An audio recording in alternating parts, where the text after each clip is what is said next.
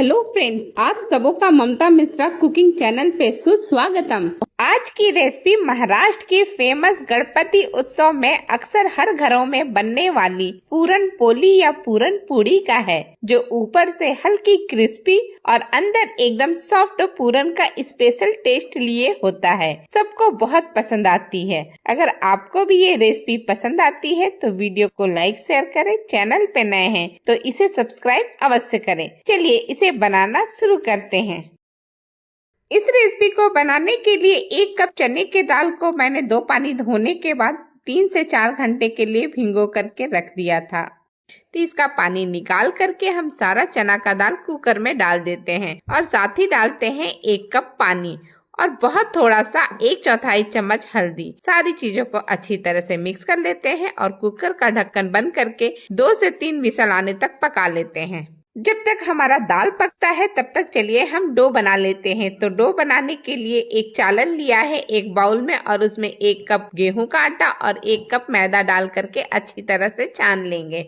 आप 2 कप आटे का भी बना सकते हैं या सिर्फ मैदे का भी। अब इसमें हम डाल देते हैं 1/4 चम्मच से भी कम नमक को और थोड़ा थोड़ा पानी ऐड करते हुए एक बढ़िया सा सॉफ्ट सा डो बना करके रेडी करते हैं। पूरन पूरी का डो बहुत ही सॉफ्ट होता है, तो इसे अच्छी तरह से बनाने के बाद एक हल्के गीले कपड़े से कॉटन का ढक दीजिए। बहुत ही अच्छी तरह से ढक दीजिएगा और फिर इसे सेट करने के लिए आधे घंटे के लिए छोड़ दीजिए। तब तक चलिए हम दाल को भी चेक कर लेते हैं। तो ढक्कन खोल करके जब गैस रिलीज हो जाए तब हम इस तरह से दाल को चेक कर लेते हैं। मसला जा रहा है यानी बहुत अच्छी तरह से पक चुका है। तो सारे दाल को हम डाल देते हैं एक छन्नी में नीचे बाउल लगा करके और इस तरह से जो एक्स्ट्रा पानी है उसे छान लेते हैं। इस पानी का डो बनाने में भी यूज किया जा सकता है, नहीं तो नमक मिलाकर आप ऐसे भी पी सकते हैं। और जो दाल हमने छान करके रेडी किया है उसे नीचे एक बाउल लगा करके ऊपर छन्नी पे तो पहले से ही था, चम्मच से ही हम गरम गरम ही पूरन निकाल लेंगे। इस तरह से हल्का हल्का घुमाते हुए आप निकालेंगे, बहुत स्मूथ सा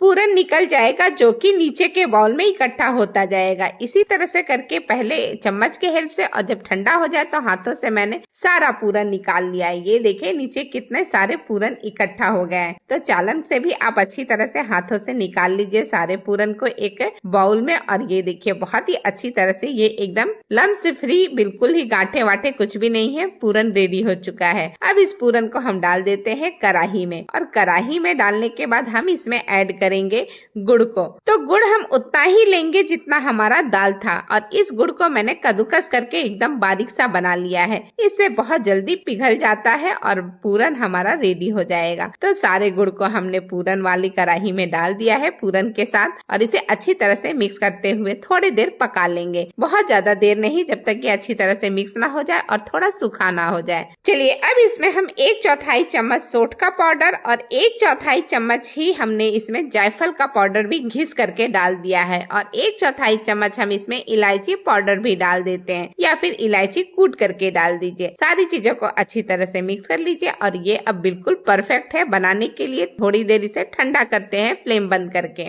अब ये काफी ठंडा हो चुका है और जैसे जैसे ठंडा हो रहा है वैसे वैसे और ठीक होता जा रहा है। तो थोड़ा हाथों में घी लगा करके या कुकिंग ऑयल लगा करके थोड़ा सा एक बड़ा सा पोर्शन, जितना बड़ा नींबू का साइज हो उतना बड़ा निकाल लीजिए और इसे हाथों में इस तरह से गोल करते हुए एक स्मूथ सा पेड़ा बना करके रेडी कर लीजिए। ये देखिए ये लड्डू जैसा बन करके रेडी हो चुका है। इसे मैं एक प्लेट में स्टोर करते जाती हूँ। जैसे एक बनाया वैसे ही बहुत सारे मैंने बना करके रेडी कर लिया है। तो चलिए अब पूरन भी रेडी है और डो भी हमारा अच्छी तरह से सेट हो चुका होगा, तो उसे चेक कर लेते हैं। तो इस तरह से पहले हम कपड़े को हटा देते हैं और डो को जरा चेक कर लेते हैं। काफी सॉफ्ट और काफी बढ़िया डो हो चुका है। हल्का सा मसल लीजिए और इसके बाद इस तरह से पेड़ा निकाल लीजिए। आपने देखा ना डो निकालते वक्त ये आटा कितना स्ट्रेच हो रहा है, कितना लचीला हो गया है। बिल्कुल ऐसा ही चाहिए। तो एक बड़ा सा टुकड़ा, जितना बड़ा आपने पूरन लिया है उतना बड़ा ही टुकड़ा आटे में से ले लीजिए और हाथों में गोल करके इस तरह से एक पेड़ा पेड़ा बना लीजिए। फिर इस पेड़े को सूखे आटे में हल्का सा लपेट लीजिए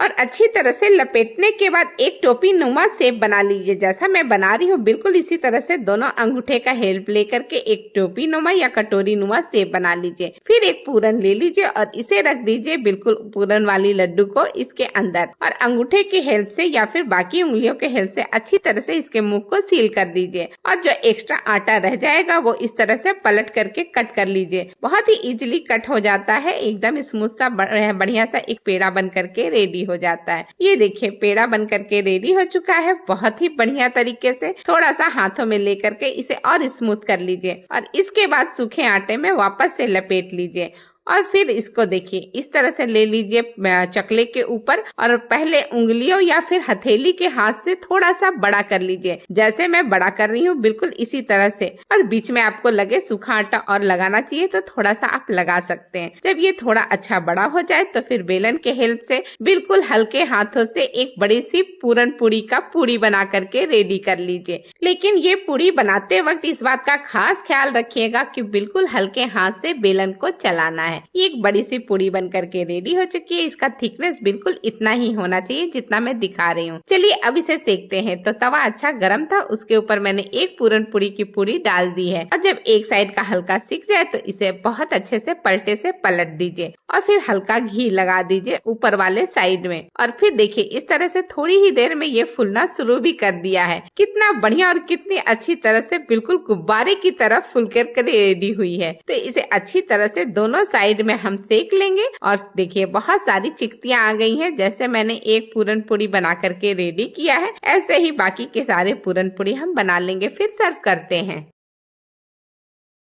ये लीजिए ऊपर से क्रिस्पी अंदर से एकदम सॉफ्ट पूरन वाली रेसिपी पूरन पूरी बन करके बिल्कुल रेडी है सर्विंग प्लेट में। बहुत ही टेस्टी लगता है ये खाने में। इसे दूध, घी या आमटी के साथ सर्व कीजिए, सबको बहुत पसंद आएगा। और एक मैं कट करके आपको दिखाती हूँ कितनी अच्छी तरह से पूरन पूरे किनारे किनारे तक फैला हुआ है। बहुत ही बढ़िया बना है ये रेसिपी।